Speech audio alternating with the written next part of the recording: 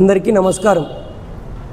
ఈరోజు అనంతపురం పార్టీ కార్యాలయంలో press meet నిర్వహించడానికి ముఖ్య కారణం ఈ కూటమి ప్రభుత్వం విద్యా వ్యవస్థ మీద సంకుటిత ధోరణి కాకుండా విషం కక్కే ప్రయత్నం చేస్తున్నటువంటి దానికి ప్రజలకు తెలియజెప్పాలని మీడియా కార్యక్రమం నిర్వహించడం జరుగుతోంది।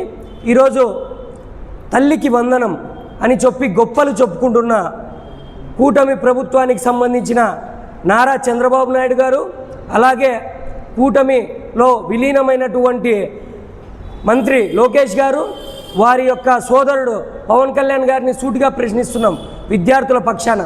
ఈరోజు మీరు తల్లికి వందనం అని ఇస్తున్న పథకం ఏదైతే దానికి నిజమైన సృష్టికర్త ఎవరైనా ఉన్నాడంటే ఒక్క జగన్మోహన్ రెడ్డి గారే అని మేము తెలియజేసుకుంటున్నాం।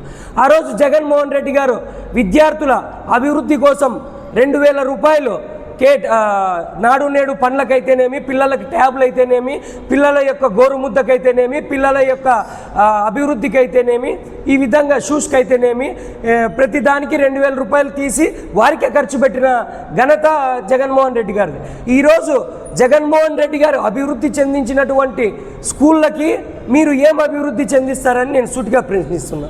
ఆ రోజు తీసేటప్పుడు యువగలం పాదయాత్ర అయితేనేమి, మేనిఫెస్టో ప్రకటించే విషయం అయితేనేమి, వీటన్నిటిలో మీరు ఏం చెప్పారు? మేము జే ట్యాక్స్ మాదిరి ఆ ట్యాక్స్ ఈ ట్యాక్స్ అని చెప్పి మేము అట్లేము, ఎంతమంది ఉంటే అంతమంది పిల్లలకి ఇస్తాము, షరతులు లేనటువంటి తల్లికి వందనం మేము ఇస్తాము అని చెప్పి మొదట 18,000 అని చెప్పి పేపర్లకి ఆహో బాహో అని చెప్పి వేసుకున్నారు। తర్వాత చూస్తే దాన్ని 15,000 కుదించిరే, ఈ 15,000 నుండి మళ్ళీ 13,000 కుదించిరే। అంటే రాష్ట్రంలో మీరు ఏమి చెప్పినా మీకు టమ్కు మోసే మీ యొక్క మీడియా ఉందని చెప్పి తప్పులు ఎన్నైనా చేసుకుంటూ పోతారు, మీరు ఇచ్చిండేదే చాలా గొప్ప అని చెప్పి మోసేటువంటి మీడియా ఉందని చెప్పి మీరు కళ్ళబొల్లి మాటలు చెప్తూ అబద్ధాల తోటని మీరు పెంచి పోషిస్తున్నారు। ఈరోజు మేము మీకు సూటిగా ప్రశ్నిస్తున్నాం, ఇదే తల్లికి వందనంలో ఎందుకు చాలా మందికి అనర్హులుగా ప్రకటించారు? 300 యూనిట్లు దాటితే వాళ్ళు అనర్హులు। ఇదే ఆప్కాస్ సంబంధించి మన స్వచ్ఛ భారత్ ఎంప్లాయీస్ అయితేనేమి వాళ్ళందరూ కూడా అనర్హులు అంటారు। ఇదే ఎవరైతే కేంద్రీయ విద్యాలయంలో పిఎం శ్రీ స్కూల్స్లో చదువుతున్నారో ఆ స్కూళ్ళకి మీరు వేసిన పాపానికి కూడా పోలే। ఇదే మీరు మన అంగన్వాడీ వర్కర్లని కానీ దీనిలో కన్సిడరేషన్ చేసుకొని వాళ్ళ పిల్లలకు కూడా వేయని పాపానికి పోయినారు। ఏదైతే యుడైస్ ఉందో యుడైస్ దాని ప్రకారము 80 lakhs పైచిలకు స్టూడెంట్స్ ఉంటే మీరు ఈరోజు ఇస్తానన్నది ఎంతమందికి? 60 lakhs అబో ఇస్తామన్నారు, మళ్ళీ దాన్ని కుదించి 56 లక్షలు అంటారు। దాంట్లో కూడా దగ్గర చాలా మందిని అనర్హుల జాబితాకి మీరు అటాచ్ చేశారు।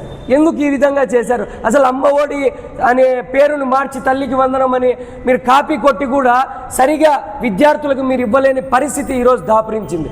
ప్రశ్నిస్తాను అని చెప్పి ఏదైతే ఉన్నారో పవన్ కళ్యాణ్ గారు, ఆ పవన్ కళ్యాణ్ గారిని పథకం ఇచ్చేటప్పుడు ఆ రోజు మేనిఫెస్టో ఇచ్చేటప్పుడు ఇద్దరు చేతులు ఇట్లా పట్టుకున్నారు కదా, అదే మేనిఫెస్టో ఇచ్చేటప్పుడు చేతులు పట్టుకున్నారు, ఈరోజు పథకం ఇచ్చేటప్పుడు ఎందుకు పక్కన పెట్టుకోలేదని జనసేన నేతలు వాపోతున్నారు, బయట పవన్ కళ్యాణ్ ఫ్యాన్స్ వాపోతున్నారు।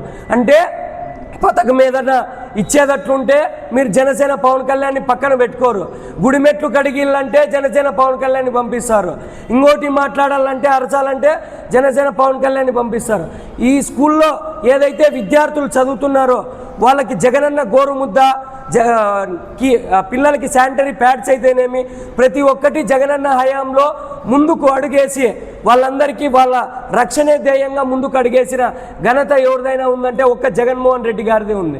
ఈరోజు మీరు కొన్ని స్కూల్స్ ఏదైతే తిరుపతి అయితేనేమి, మన ప్రకాశం జిల్లా అయితేనేమి,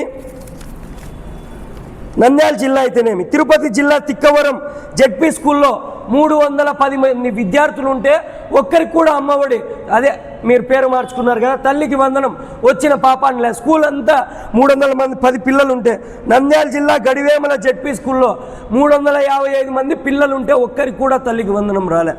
అదేవిధంగా ప్రకాశం జిల్లా బెస్తవారి మండలం పిటికాయపల్లిలో జెడ్పీ హై స్కూల్లో 134 మంది స్టూడెంట్స్ ఉంటే ఒక్కరికి తల్లికి వందనం రాలే। అనంతపురం జిల్లాలో ఫస్ట్ నుంచి ఇంటర్ చదువుతున్న వాళ్ళు 4,13,160 మంది విద్యార్థులు ఉన్నారు। వీటిలో అనర్హులను తీసేసాయి. 4 లక్షల మంది ఉంటే అనర్హులు తీసేస్తే అర్హులైనటువంటి 1,00,000 మందికి కూడా, అంటే మేము అనర్హులు అనకూడదు. మీరు పథకం చెప్పేటప్పుడు చంద్రబాబు నాయుడు గారు ఏమన్నారు, మేము ఏదున్నా కూడా అర్హులు అనర్హులు లేకోకుండా అందరికీ ఇస్తామన్నారు. అనంతపురంలో 4,13,160 మంది ఉంటే 1,00,000 మంది అర్హులైనా కూడా వాళ్ళని కూడా ఈరోజు ఇనెలిజిబుల్ లిస్టులో మీరు అటాచ్ చేసినారు. యూడిఎస్సి ప్రకారం 13,112 కోట్లు మీరు విద్యార్థులకు కేటాయించాల్సి వస్తే మీరు ఇస్తానన్నది మటుకు 8,745 కోట్లు ఇస్తామన్నారు. కానీ విద్యార్థులకి ప్రకటించిండేది మటుకు 67,27,164 మందికి ఇస్తున్నారు. అంటే నేను ముఖ్యంగా చెప్తానన్న అంటే జీవో నెంబర్ 26, 27 ప్రకారం మీరు ఏదైతే ప్రకటించినారో అనర్హుల జాబితా అయితేనేమి, ఇంకొకటి అయితేనేమి, ఈరోజు కలెక్టర్ని కలుద్దామంటే కలెక్టర్ స్పందన కార్యక్రమం కలెక్టర్ ఆఫీస్లో పెట్టుకోకుండా మన యాడికి మండలంలో పోయి పెట్టుకుంటున్నారు.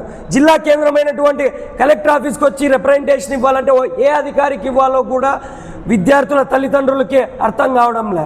ఇంకొకటి ఏంటంటే గతంలో అమ్మఒడి 4 సంవత్సరాలు వచ్చిన వాళ్ళకు కూడా ఈరోజు తల్లికి వందనంలో ఇనెలిజిబుల్ చేశారు. సర్పంచుల పిల్లలకి ఇనెలిజిబుల్ చేశారు. అంటే ప్రజాప్రతినిధులు గౌరవవేతనం తీసుకుంటే, మున్సిపాలిటీలో ఉన్నటువంటి పిల్లలు గౌరవవేతనం తీసుకుంటే, అదే కార్పొరేటర్లు గౌరవవేతనం తీసుకుంటే వాళ్ళ పిల్లల్ని కూడా ఇనెలిజిబుల్ లిస్టులో పెడుతున్నారు.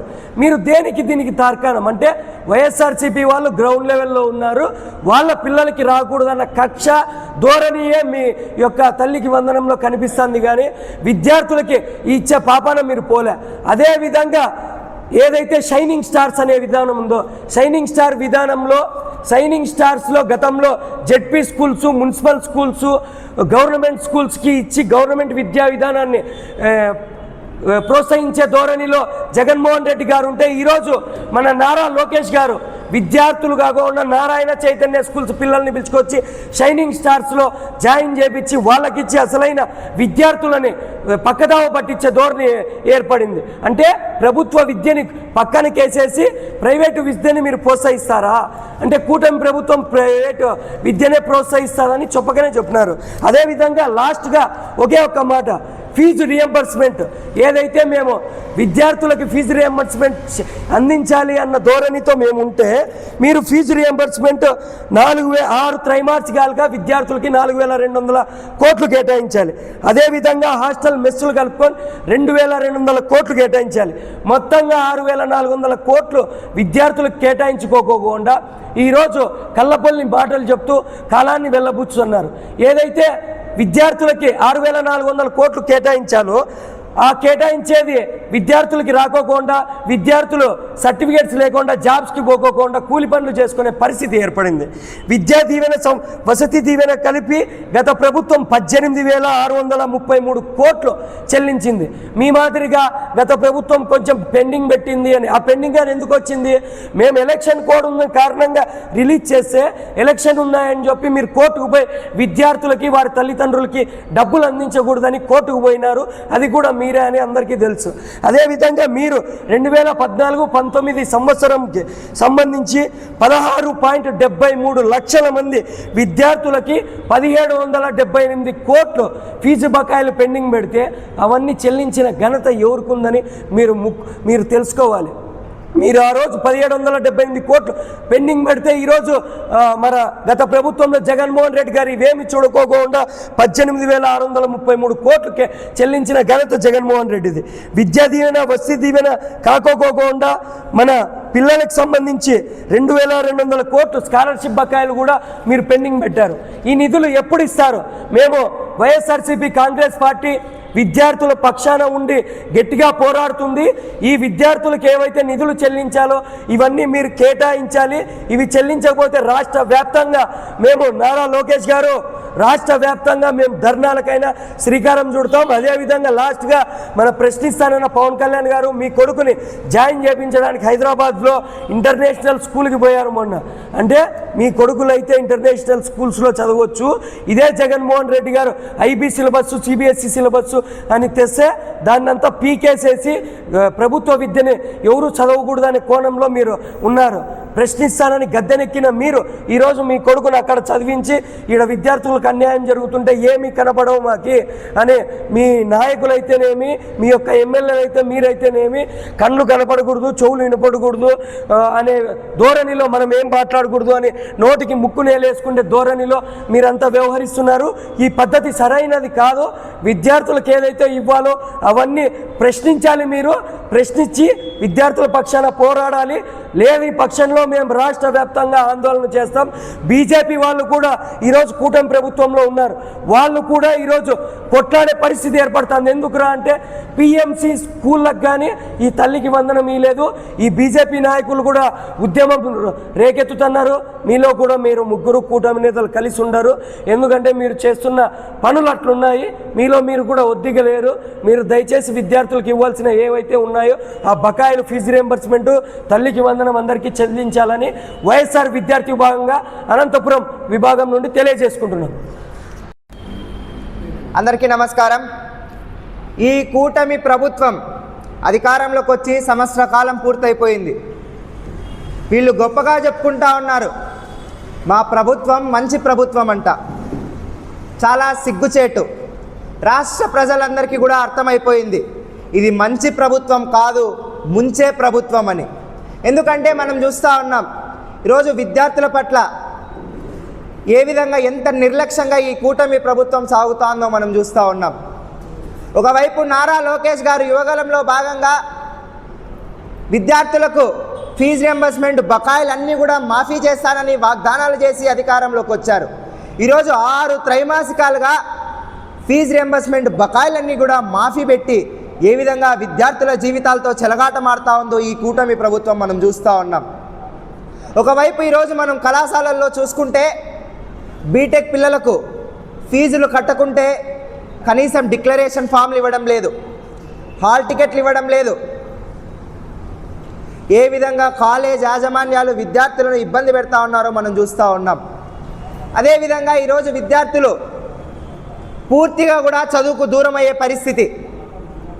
ఒకవైపు ఫీజులు కట్టుకోలేక, ఒకవైపు కాలేజీలకు వెళ్ళలేక పార్ట్ టైం జాబులు చేసుకుంటూ ఫీజులు కట్టే పరిస్థితి ఈరోజు రాష్ట్రంలో నెలకొనింది.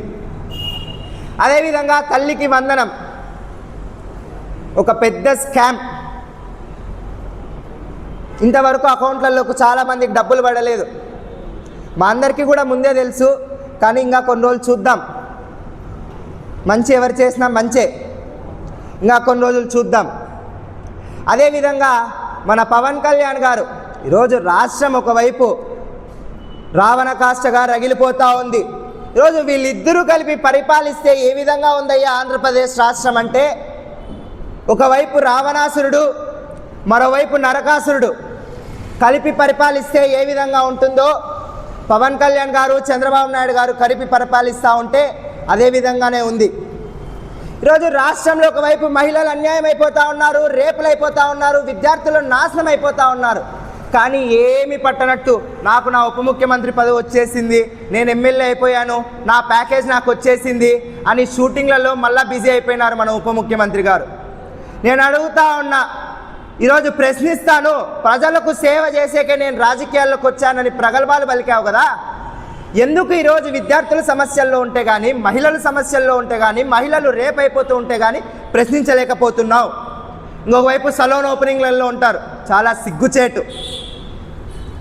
తీవ్రంగా కూడా వైఎస్ఆర్ కాంగ్రెస్ పార్టీ విద్యార్థి విభాగంగా కూడా అందరికీ కూడా హెచ్చరిస్తూ ఉన్నాం కూటమి నాయకులకు, మీరు విద్యార్థులకు ఇచ్చిన హామీలన్నీ కూడా నిలబెట్టుకోండి. 6 త్రైమాసికలుగా ఉన్నటువంటి ఫీజు రియంబర్స్మెంట్ బకాయిలన్నింటినీ కూడా మాఫీ చేయండి. తల్లికి వందనం ఇస్తామన్నవి సంపూర్ణంగా కూడా పిల్లల అకౌంట్లోకి ఇవ్వండి. లేకపోతే పెద్ద ఎత్తున వైఎస్ఆర్ కాంగ్రెస్ పార్టీ విద్యార్థి విభాగంగా కూడా ఉద్యమిస్తామని కూడా మన విద్యాశాఖ మంత్రి గారికి, ఉప ముఖ్యమంత్రి గారికి, ముఖ్యమంత్రి వారికి కూడా తెలియజేస్తా ఉన్నా. Thank you. అందరికీ నమస్తే. నా పేరు వెంకటేష్, వైఎస్ఆర్ విద్యార్థి విభాగం అనంతపూర్ జిల్లా ఉపాధ్యక్షుడిని. రాష్ట్రంలో కూటమి ప్రభుత్వం ఏర్పడి సంవత్సరం అవుతూ ఉంది. ఈ సంవత్సర కాలంలో విద్యార్థుల పట్ల, యువత పట్ల కూటమి ప్రభుత్వం అవలంబిస్తూ ఉన్నటువంటి నిర్లక్ష్య ధోరణిని వైఎస్ఆర్ విద్యార్థి విభాగంగా మేము తీవ్రంగా ఖండిస్తూ ఉన్నాం. అందులోనూ ముఖ్యంగా ఏదైతే 6 త్రైమాసికాలకు సంబంధించిన ఫీజు రియంబర్స్మెంట్ బకాయిలను విడుదల చేయకుండా సంవత్సర కాలంగా విద్యార్థుల్ని ఇబ్బంది పెడుతున్నటువంటి ఈ ప్రభుత్వ తీరుని మేము తీవ్రంగా ఖండిస్తూ ఉన్నాం. అలాగే గతంలో జగన్మోహన్ రెడ్డి గారు అమ్మఒడికి పేరు మీద 2 సంవత్సరాలు 15,000 ఇచ్చి 3వ సంవత్సరం నుంచి 2,000 తగ్గించి ఆ 2,000 స్కూల్ మెయింటెనెన్స్ కోసం కేటాయిస్తామంటే ఇప్పుడున్నటువంటి విద్యాశాఖ మంత్రి అప్పుడు ఖండించారు. ఏ మామయ్య జోబులేక డబ్బులు పోతా ఉందని అడిగారు. ఇప్పుడు మీరు మొదటి సంవత్సరం నుంచే 15,000 ఇస్తామని చెప్పి 13,000 తగ్గించారు. అది ఏ తాతయ్య జోబులోకి వెళ్తా ఉందని మేము ప్రశ్నిస్తూ ఉన్నాం. అలాగే ఇంత ఇబ్బందులు పడతా ఉన్న విద్యార్థులు వీటన్నిటినీ పట్టించుకోకుండా గతంలో ఒక ఆయన ప్రస్తుత డిప్యూటీ సీఎం మద్యపాన ప్రియుల పొట్ట కొడుతున్నావు జగన్ అంటూ ప్రశ్నించినటువంటి పవన్ కళ్యాణ్ గారు ఈరోజు కూటమి ప్రభుత్వం విద్యార్థుల జీవితాల పట్ల దెబ్బ కొడతా ఉంటే ఎక్కడ దాక్కున్నావయ్యా పవన్ కళ్యాణ్ అంటూ ప్రశ్నిస్తూ ఉన్నాం. వీటన్నిటినీ కూడా రాబోయే రోజుల్లో విద్యార్థులు వాళ్ళందరితో కలిసి వైఎస్ఆర్ విద్యార్థి విభాగం తీవ్రమైనటువంటి పోరాటాలకు శ్రీకారం చుడుతుంది. మీ నిర్లక్ష్య ధోరణిని వీడనాడి విద్యార్థుల పక్షాన ప్రభుత్వం ఉండాలని డిమాండ్ చేస్తూ ఇలాంటి కార్యక్రమాలు మళ్ళీ పునరావృతమైతే ఇకనైనా ఫీజు రియంబర్స్మెంట్ బకాయిలు చెల్లించకపోతే ఖచ్చితంగా వైఎస్ఆర్ విద్యార్థి విభాగంగా తీవ్ర రూపం దాల్చి ఈ యొక్క ఉద్యమానికి శ్రీకారం చుడతామని తెలియజేస్తా ఉన్నాం.